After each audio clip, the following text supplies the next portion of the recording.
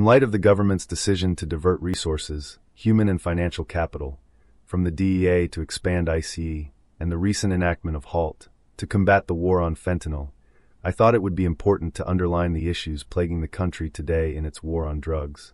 It's important to not deflect from this fight, as we are yet to recover from the opioid crisis that began in the 90s.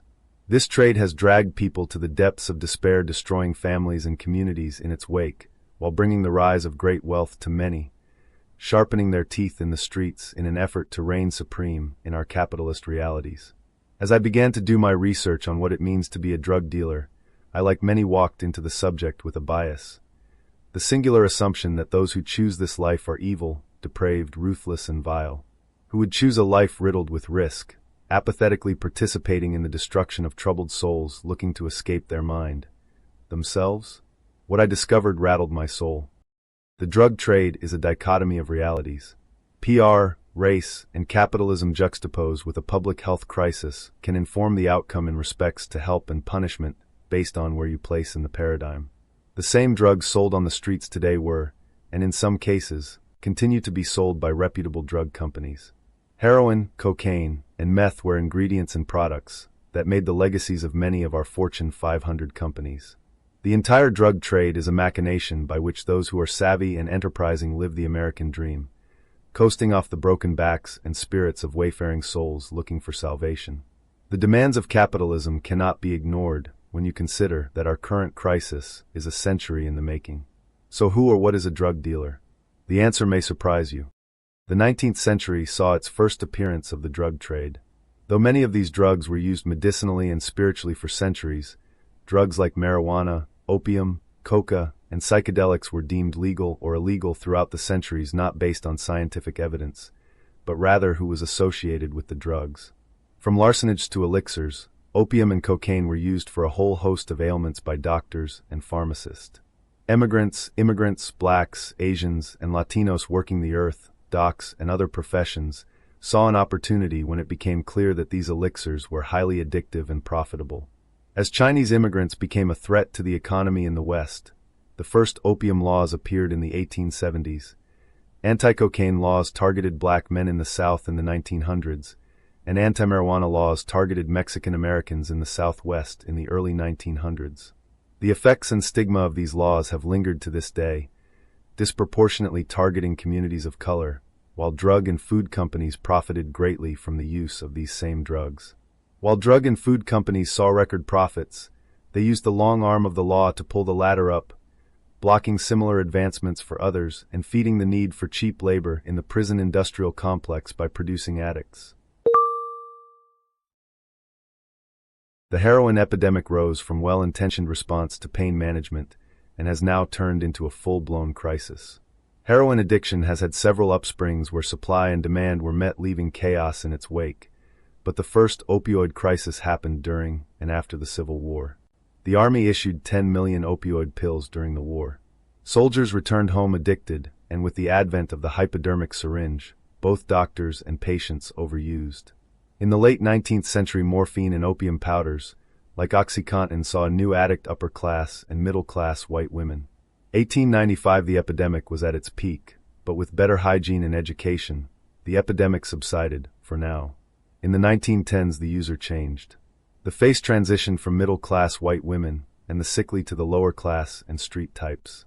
This is when the laws were set banning the drugs and targeting its distributors and users with the Harrison Narcotics Act of 1914. In the 1950s, the mafia got into the drug trade, targeting disaffected youth and people returning from the war, many of which became addicts due to a need for pain management, as well as the military's active program to give copious amounts of drugs to soldiers for endurance. To boost profits and undermine the civil rights movement, the mafia and the government flooded the inner cities with heroin, creating destruction for a generation. Today, we're in another opioid epidemic fueled once again by physicians and drug companies. The difference now: if you are flagged as drug-seeking, you can no longer get opioids by prescription, making people turn to street pharmacists to relieve their pain. Cocaine has an even stranger history. Cocaine comes from the coca plant in South America. As early as 1551, the Catholic Church saw the use of plant as a threat to the spread of Christianity and sought to ban its use, Though it was not successful, it did succeed in limiting land use for the plant. Fast forward to 1890 when German chemist Albert Niemann isolated coca, making a powder of what we now recognize as cocaine. He sold it as an elixir called Vin Mariani. 2 decades later, Carl Koller used it as anesthesia. In 1886, American pharmacist John Stith Pemberton founded Coca-Cola, a mixture of cocaine and syrup. Initially sold exclusively at racially segregated soda fountains, it became popular with the white middle class.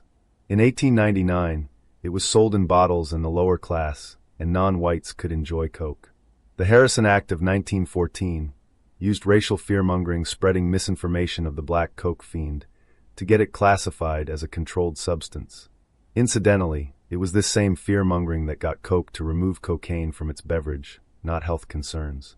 The crack epidemic of the 1980s created a cheap, accessible product that ravaged inner cities and brought a drug that has always been consumed by the upper and middle classes to the masses. The Anti-Drug Abuse Act of 1986 created a disparity in sentencing where 100:1 gram of crack, 100 grams of cocaine, penalty stacked against crack possession to cocaine, with a 5-year sentence. In 2010, the Fair Sentencing Act reduced those disparities to 18. The drug industry's future would change forever when a chemist by the name of Nagai Nagayoshi, who in 1885 observed that his people loved using the ephedra plant and set out to create a synthetic liquid version called ephedrine. Known for its medicinal, spiritual, and recreational uses in China for centuries, Nagayoshi thought this would be a hit, but when interest was lackluster, the formula sat untouched until a German lab tweaked the molecules, creating a powerful stimulant called methamphetamines. In 1919, Nagayoshi protégé tweaked the formula again, creating crystal meth. In 1927, a UCLA researcher by the name of Gordon Ailes resynthesized the formula, once again creating amphetamines. He sold it to Smith, Kline and French, where they in turn sold it a Benzedrine. Remember the name Benzedrine, because this is quite a story. By 1936, the drug was sold for a host of ailments like narcolepsy, schizophrenia, asthma, depression, obesity. By 1936, athletes were using it as a performance enhancer. Hitler was very impressed by the drug, so much so the Nazis started to develop their own version. In 1937, Pervitin hit the shelves in Nazi Germany, using the Nagayoshi formula in pill form and chocolate bars. It was then approved for their army and tank crews. It helped them stay awake for days during blitzkrieg attacks. Hitler loved meth, so much he got daily shots from his doctor for most of the war. By the end, he was a psychotic raving madman with rotting teeth. Benzedrine, remember that drug, was given to our GIs in pill form during World War II. After the war, many soldiers became addicted, so in 1942, Abbott Laboratories won the right to sell Benzedrine or meth as Desoxyn, which is still sold to this day to treat ADHD and obesity. In 1951 the patent expired, and now many companies were producing meth. Though you needed a prescription, doctors were happy to fill diet pill prescriptions. By 1962 companies made enough meth and amphetamines to give every American 43 pills each. California realized there was a problem. They cracked down on doctors and patients. Other states followed, creating the black market. The 60s gave rise to the motorcycle clubs, where many men returning from the war galvanized all over America. When states cracked down on Benny's Benzedrine, or meth, the drug many bikers became addicted to during the war, the Hells Angels became street chemists and started selling it themselves as crystal meth. The Hells Angels went from ragtag biker club to a multi-million-dollar corporation. The Hells Angels used phenol acetone to create their crank called P2P. P2P is a readily available swimming pool cleaner sold in California and the Southwest. With an readily accessible precursor, the Hells Angels grew their empire. By the 1970s, the law cracked down on pharmaceutical companies, and in turn, they began to resynthesize meth once again to keep it on the shelves, and did so for another 30 years as phenylpropanolamine, Acutrim, Dexatrim until 1980, when it was classified as a controlled substance. Chemists have since gone back to the Nagayoshi formula, which was legal. Bodybuilders used ephedrine, baby aspirin, and caffeine as a fat burner and was sold in nutritional stores. Meth was everywhere by the 1990s. In 2000, for the FDA banned ephedra. 2 years later, pseudoephedrine was banned in cold medicine. As part of the Patriot Act reauthorization, now the streets have returned to P2P meth in a big way, the old Hells Angels crank. The highest purity is being manufactured in Mexico. Phenol acetone, or P2P, has many legal industrial uses, so China uses this loophole to ship large batches to Mexico and the US, where they in turn cook it in large industrial batches for shipment to the market.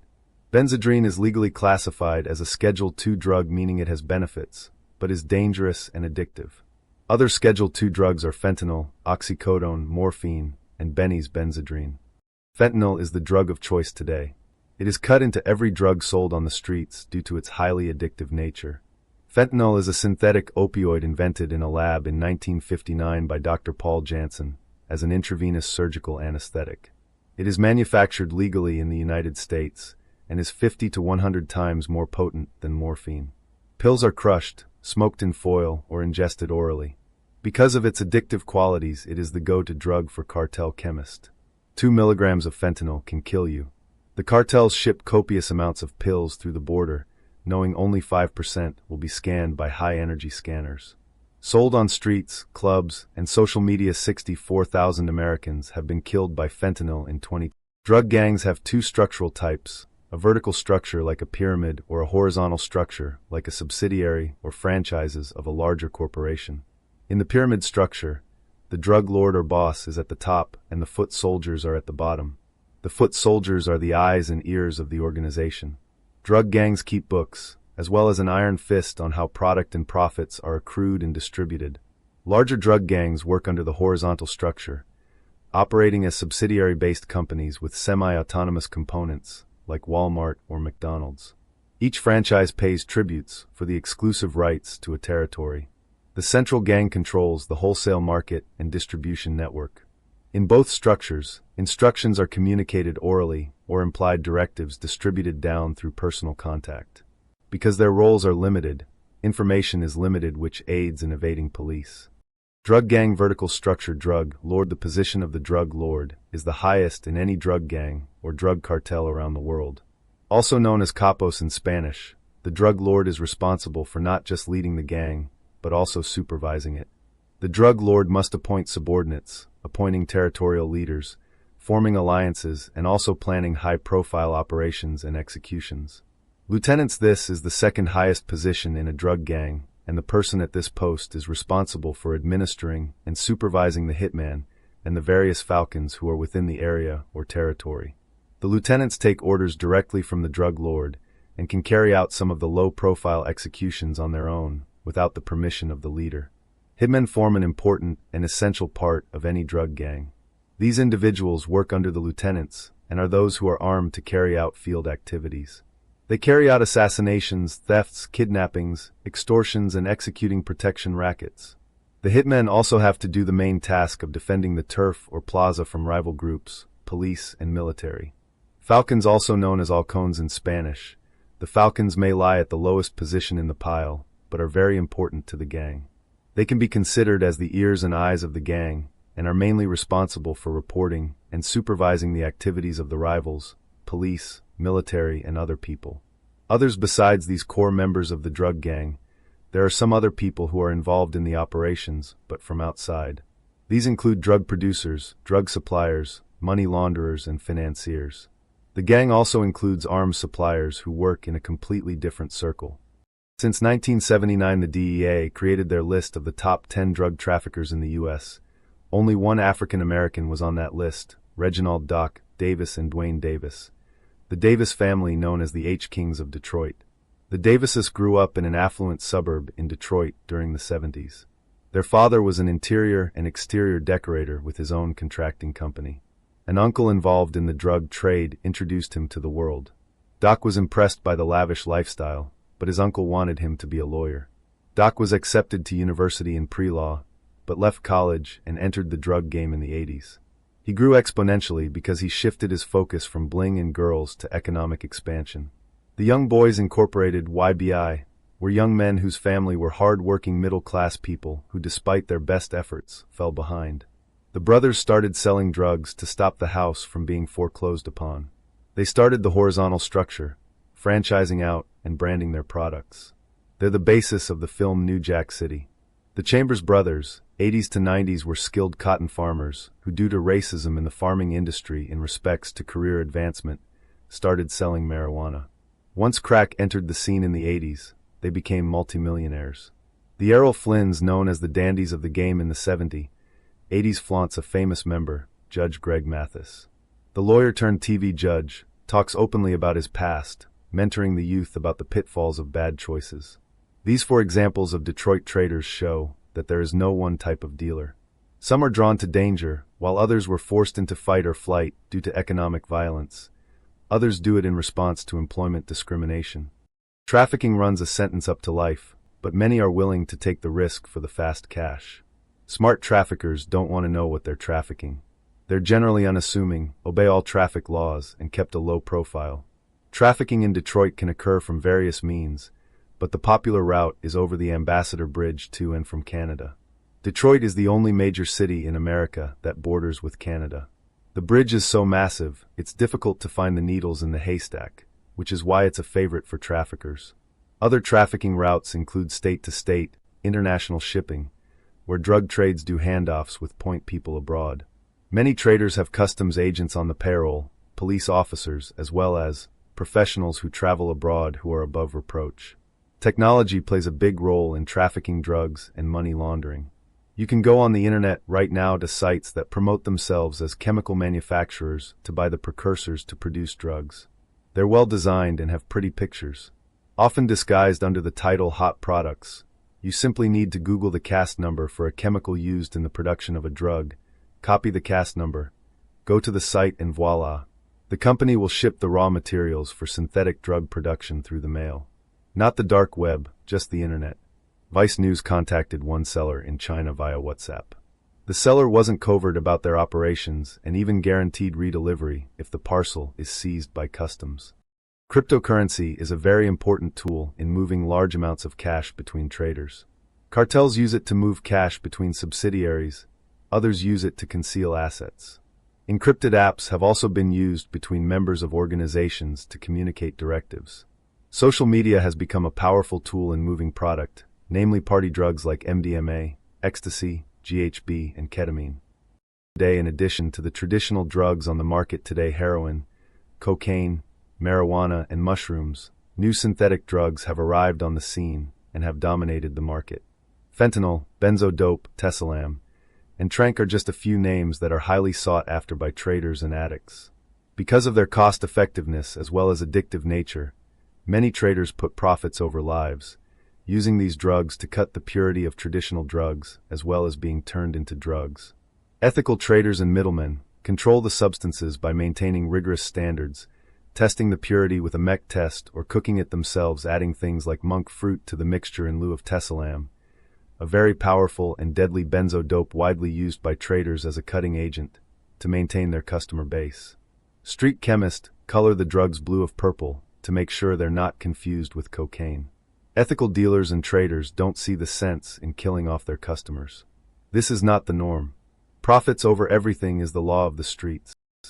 Final thoughts: the drug trade is a very complicated paradigm where the legal and the illegal traders are both adamant that they're providing vital products and services for consumers and have the right to capitalize off of their respective products and services.